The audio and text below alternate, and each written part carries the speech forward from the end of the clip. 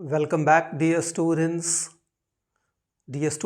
आइए इस वीडियो में हम कुछ फिगर्स ऑफ स्पीच को स्टडी करें।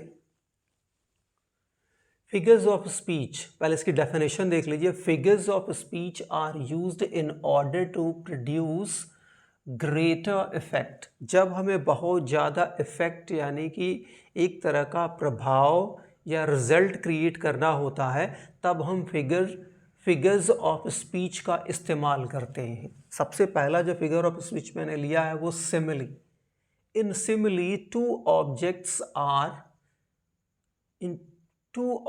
Of different kinds are compared with the help of words like as और सो। यानी कि सिमिली में क्या होता है, दो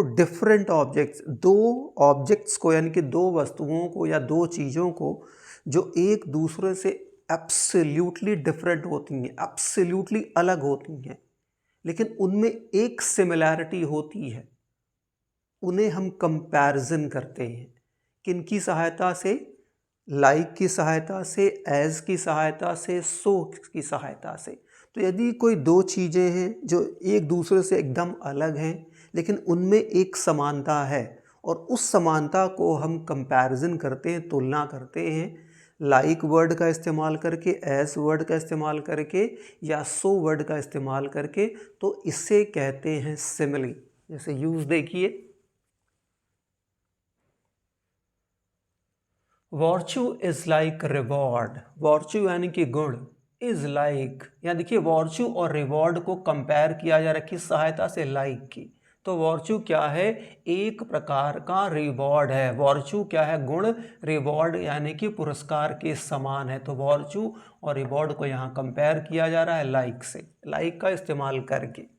अगला देखिए, the soul was like a star. यहाँ देखिए इनके सोल का और स्टार को कंपेयर किया जा रहा है किससे? लाइक से। कह रहा sentence, the soul was like a star. तुम्हारी जो सोल थी, आत्मा थी, एक स्टार की तरह थी जो ड्वेल्ट अपार्ट, जो बहुत ही अलग दूर रहती थी आम आदमी से।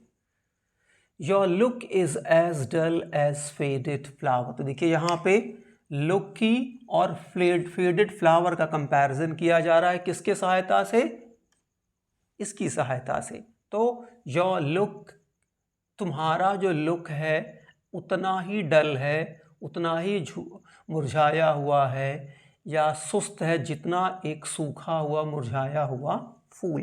तो सिमिली में दो चीज़ें कंपेयर की जाती हैं जो एक दूसरे से अलग होती है लेकिन उनमें एक समानता होती है। सिमिली में ध्यान रखना है आपको, लाइक, एज, सो का इस्तेमाल किया जाता है कंपैरिजन के लिए। लेकिन जब हम सीधे कंपैरिजन कर देते हैं, एक चीज़ को हम दूसरी चीज़ मान लेते हैं, लाइक, एज, सो का इस्तेमाल नहीं करते, तब हो जाता है मेटाफर। METAPHOR। आइए देख लीजिए मेटाफर को भी। और metaphor is an implied simile. ये एक तरह की इम्प्लाइड सिमिली है जिसमें सीधे किसी चीज़ को कोई दूसरी चीज़ मान लेते हैं। And takes no as like so. और ये मेटाफर में एज लाइक सो का इस्तेमाल नहीं होगा। जब सीधे कंपैरिजन एक चीज़ का दूसरी चीज़ की, एक चीज़ को दूसरी चीज़ हम सीधे मान लेंगे, एस लाइक सो का इस्तेमाल नहीं होगा कंपैरिजन करने के लिए। दूसरी बहुत इंपॉर्टेंट चीज़ आप ध्यान रखिए, I.A. रिचर्ड्स एक 20th सेंचुरी के बहुत बड़े क्रिटिक जो है प्रैक्टिकल क्रिटिसिज्म के लिए जाने जाते हैं, उन्होंने मेटाफर को दो भागों में बांटा है, टेनर एंड वेहिकल। टेनर और वेहिकल। यहाँ देखिए कैसे metaphor, my dad was lion in the battle.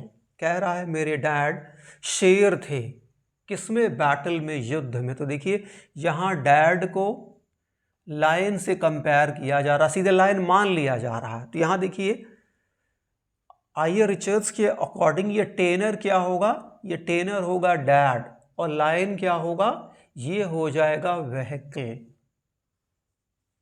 जिस चीज़ का कंपेयर किया जाता है, कंपैरिजन किया जाता है, वो होता है टेनर, और जिस चीज़ से उसका कंपैरिजन होता है वो हो जाता है वेहिकल। किसके अकॉर्डिंग आए रिचर्ड्स के अकॉर्डिंग। तो यहाँ देखिए, यहाँ सीधे डैड को ही लायन मान लिया जा रहा है, लाइक एज का यूज़ ना होके सीधे इसे मान लिया जा रहा।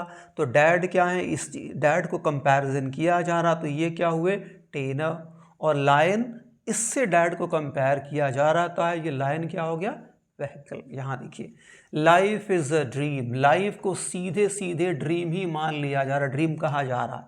तो लाइफ को कंपेयर किया जा रहा है, तो लाइफ क्या हुई टेनर हुई। अब किससे कंपेयर किया जा रहा है, ड्रीम से, तो ड्रीम क्या हो गया व्हीकल। अब यहाँ देखिए, आई सी अ लिली ऑन दाई ब्रो, यहाँ लिली को कंपेयर और ब्रो का कंपैरिजन कह रहा है, लिली ऑन दाई ब्रो, यानी कि तुम्हारा जो माथा है वो लिली जैसे सफ़ेद है।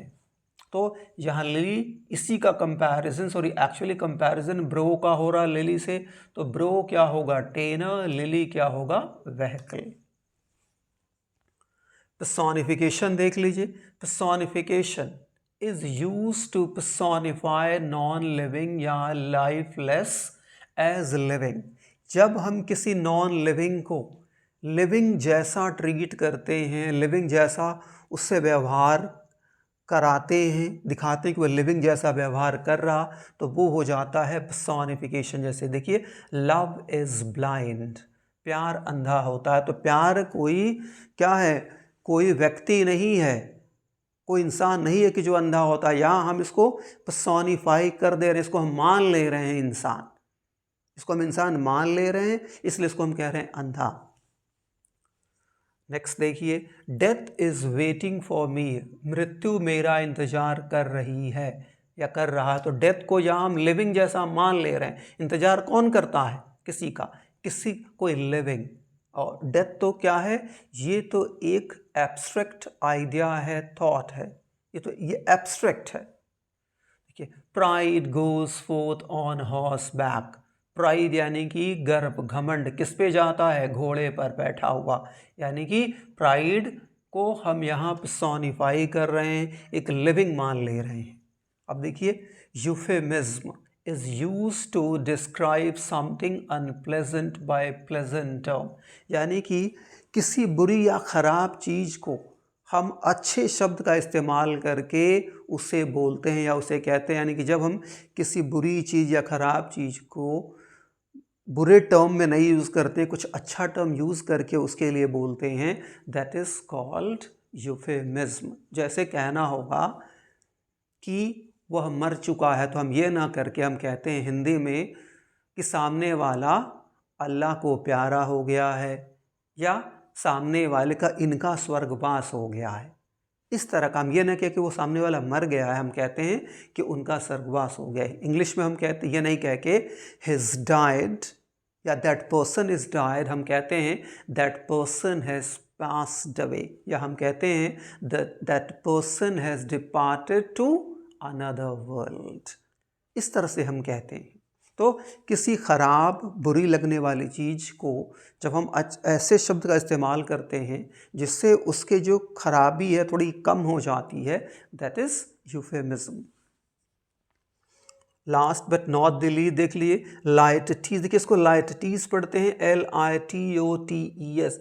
When negative expression is made to give a positive meaning, यानी कि जब हम नकारात्मक नेगेटिव सेंटेंस स्ट्रक्चर यूज़ करके पॉजिटिव सेंटेंस पॉजिटिव मीनिंग देते हैं, तो दैट इज़ लाइटटीज। जैसे एग्जाम्पल देखिए, शी इज़ नॉट इडियट, वह बेवकूफ़ नहीं है, यानी कि वह बुद्धिमान है, वो वाइज है। He was not a little surprise, वो थोड़ा सरप्राइज नहीं था, यानी कि वो बहुत ज़्यादा सरप्राइज था, ये meaning. You are not my enemy, तुम मेरे दुश्मन नहीं हो, यानी कि यू आर माई फ्रेंड। तो देखा आपने कि यहाँ नेगेटिव स्ट्रक्चर यूज़ हो रहा है, लेकिन मीनिंग क्या दे रहा है, पॉजिटिव। तो जब नेगेटिव स्ट्रक्चर यूज़ करके हम पॉजिटिव मीनिंग देते हैं, it is called litotes. Thank you for watching.